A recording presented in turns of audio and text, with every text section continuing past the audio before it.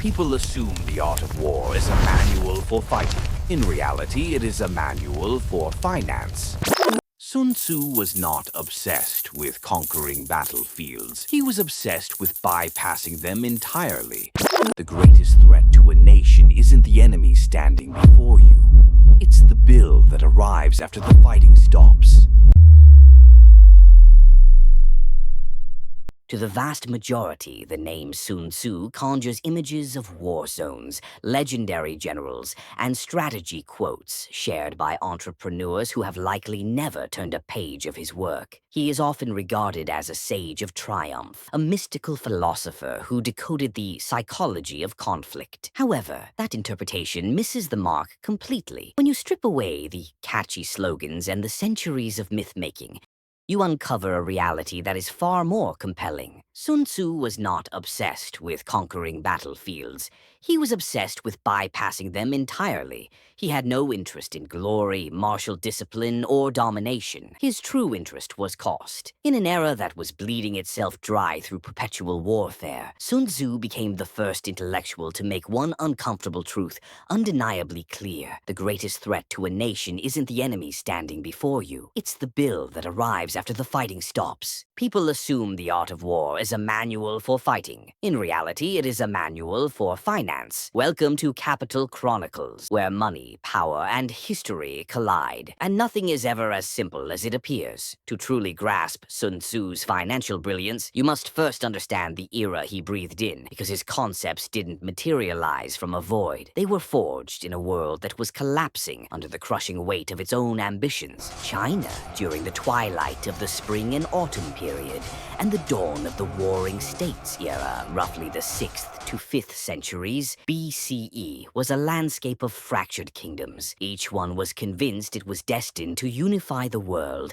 and each was draining its treasury in the attempt. Conflict was unceasing. Alliances were forged and shattered overnight. Armies expanded with every passing decade, evolving from aristocratic chariot duels to massive infantry mobilizations that demanded food, metal, supply lines, and taxation on a scale no prior generation had ever conceived. These states weren't merely fighting battles. They were conducting full-scale stress tests on their own economies. Whenever a monarch dispatched an army into the field, he was effectively taking out a loan against his future, and far too frequently, those loans came due with devastating interest. Most Western audiences picture ancient warfare as something tactical and heroic. But in this period, war was logistical before it was anything else. From the instant an army mobilized, the financial clock began ticking. You required wagons, grain, horses, craftsmen, armorers, cooks, blacksmiths, and porters, and every single one of them had to be paid or fed. A campaign that lasted more than a few months could bankrupt a smaller state. A campaign dragging on for more than a year could collapse even a large one. And because these kingdoms were trapped in a cycle of perpetual insecurity, they kept fighting regardless. It was an arms race long before the modern world coined the term, and it was stretching the entire political system to its breaking point. This is the volatile world Sun Tzu stepped into, not as a philosopher sitting in quiet contemplation, but as a strategist forced to solve an economic crisis disguised as a military one. In the West, we romanticize him as a sort of ancient CEO whisperer. But in reality, he was closer to a risk manager. He analyzed the numbers, the costs, the timelines, and the logistics, and realized that the way states were conducting war was fundamentally unsustainable. Victory meant nothing if the treasury collapsed in the process, and many rulers never understood that distinction. They believed the enemy's army was their greatest threat. Sun Tzu believed their own spending was. That is why the most critical line in The Art of War appears at the very beginning, before he ever discusses deception, terrain, or morale. He states, "War is of vital importance to the state. Not glorious, not honorable. Vital meaning dangerous, disruptive, and capable of destroying the very society it claims to defend." He dedicates the remainder of the book to explaining how to keep war contained, controlled, and as cheap as possible. And he does so in a way that reveals his true obsession, minimizing financial exposure. Even his most famous concepts turn out to be economic principles in disguise. when he declares that the supreme art of war is to subdue the enemy without fighting. That is not mysticism, that is cost avoidance. It is the ancient equivalent of achieving your desired outcome without burning capital. When he warns that no nation has ever benefited from prolonged warfare, he is stating a literal fiscal truth. The longer a campaign drags on, the more it erodes the state's capacity to function. And when he emphasizes speed, efficiency, intelligence gathering, and psychological pressure, it is because these tools are cheaper than standing armies. Sun Tzu wasn't trying to win battles. He was trying to prevent states from bankrupting themselves while trying to win battles. To appreciate how revolutionary this thinking was, you have to understand what Chinese warfare looked like before him. For centuries, aristocratic elites fought ritualized conflicts where honor mattered more than outcomes, and economic cost barely entered the discussion. But as populations swelled and weapons technology evolved, warfare scaled up into something unrecognizable. States began standardizing coinage, reforming tax systems, and building bureaucracies just to sustain their armies. Fighting became a national project and an existential financial risk. Sun Tzu saw that the old mindset had become suicidal. War could no longer be treated as a stage for noble gestures or symbolic victories. It had become a budgetary threat that required cold, unsentimental analysis. This is why Sun Tzu is such an anomaly in world history. While most military thinkers glorified combat, he treated war as a balance sheet. He calculated supply chains, resource depletion, and opportunity costs centuries before those terms existed. He had no patience for generals who chased glory at the expense of stability, because he understood a truth that modern leaders often forget. Every decision on the battlefield is ultimately a decision about national solvency. And if you miscalculate, you don't just lose soldiers, you lose the state. When you finally dive into the art of war with this economic lens, the book stops sounding like ancient poetry and starts sounding like a spreadsheet. Sun Tzu opens his treatise by listing the 5 fundamental factors that determine the outcome of war, and buried beneath the philosophical language is a simple truth. These are cost variables: the moral law, heaven, earth, the commander, method, and discipline. These aren't mystical categories. They are resource management categories. He is asking, what does this war require? How stable is your state? How resilient are your people? How efficiently can you move? How disciplined is your administration? He is performing a risk assessment long before that phrase existed. And from the very first page, Sun Tzu makes clear that leaders who cannot calculate cost have no business calculating strategy. That's why so much of the book is about logistics rather than heroics. Sun Tzu devotes an entire section to the economics of feeding an army, and the logic is brutal. When your army is 20 miles from home, you lose the price of 100 measures of grain. His point is obvious: distance increases cost, and prolonged distance multiplies it. He explains that transporting supplies drains the treasury faster than paying troops, that maintaining an army in the field collapses the agricultural labor base, and that wasteful commanders bankrupt their nations while winning meaningless skirmishes. For a military treatise, it is weirdly uninterested in battle and obsessively interested in how much the battle costs. He warns rulers to use the enemy's resources whenever possible, not as a tactical convenience, but as a fiscal necessity. He scolds leaders who prolong campaigns, not because they're indecisive, but because they're financially reckless. Sun Tzu understood something that modern states often forget: logistics don't support strategy.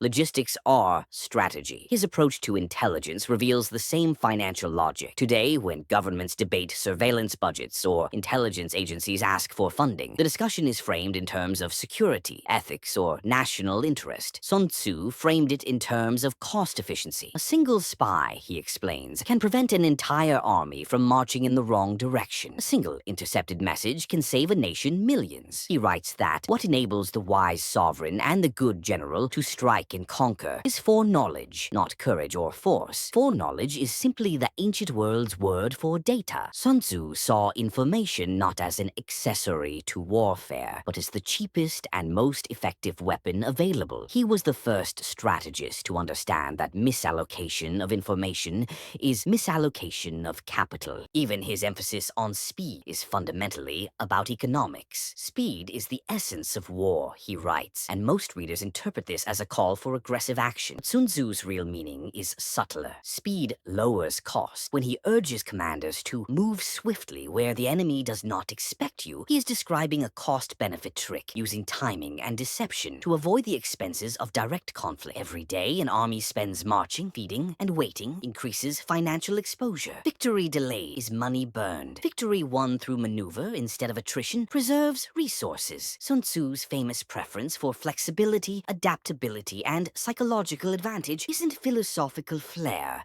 it's fiscal discipline. But his deepest financial insight is woven into the structure of the book itself. Every line is about opportunity cost. Every choice a ruler makes closes the door to a cheaper choice. Sun Tzu doesn't oppose war, he opposes waste. And the ultimate waste, in his view, is fighting battles you didn't have to fight. That's why he praises generals who break resistance without bloodshed, who win through diplomacy, intimidation, misdirection, or alliances. To Sun Tzu, these aren't secondary strategies. They are the primary ones, because they conserve the state's limited capital. In one of his most revealing passages, he warns that rulers who enjoy warfare for its own sake will bring ruin upon their kingdoms. Behind the poetic language lies a cold accounting principle. If you treat war like a passion instead of a liability, you will eventually default. What makes Sun Tzu's financial genius even clearer is how states around him succeeded or collapsed based on whether they listened to him. Some kingdoms poured their wealth into drawn-out sieges that drained their tax base and left them vulnerable to internal rebellion. Others applied Sun Tzu's logic, using information, alliances,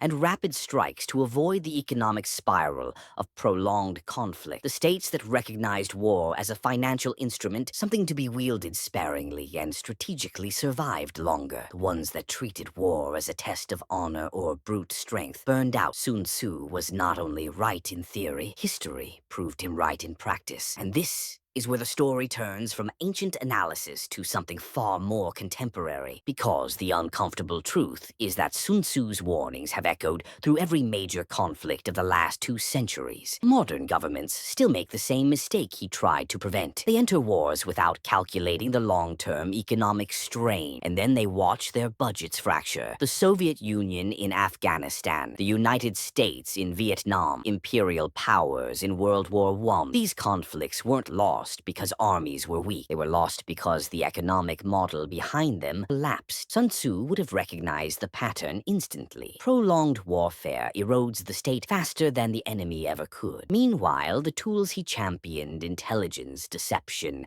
targeted operations, rapid maneuvering, have become the backbone of modern strategy precisely because they are cheaper. Cyber warfare is Sun Tzu. Sanctions are Sun Tzu. Proxy wars, covert influence operations, strategic deterrence, all of them aim to achieve maximum effect with minimal financial exposure. The world's most powerful states still live inside Sun Tzu's balance sheet, whether they acknowledge it or not. But the clearest modern example of his influence is in how nations now think about national power itself. Sun Tzu believed that the strength of a state came not from its army alone, but from its economic resilience, its ability to absorb shocks, recover, and continue functioning. He wrote in an era when kingdoms crumbled because they overspent on campaigns they couldn't sustain. We live in a world where great powers face the same dilemma in different clothing: military budgets, debt burdens, resource dependencies, supply chain fragility, and the long-term cost of projecting force. Sun Tzu might not recognize the technology, but he would recognize the math. The deeper lesson, the one that most people miss, is that Sun Tzu wasn't teaching rulers how to win wars. He was teaching them how to avoid national bankruptcy. bankruptcy. His true genius was understanding that the cost of conflict outlives the conflict itself. Stats do not fail because they lose battles. Stats fail because they drain the capital that keeps them coherent, confident, and functional. Victory, in Sun Tzu's world, is irrelevant if the treasury collapses afterward. The best war is the one that doesn't require repairing your economy when it's over. And that's the lens through which The Art of War suddenly becomes something entirely different. It's not a book about boldness or aggression. It's a book about restraint. It's not about overpowering opponents. It's about outlasting them. Sun Tzu doesn't glorify triumph. He glorifies stability. To him, the ruler who preserves resources is wiser than the ruler who conquers cities. The general who wins without fighting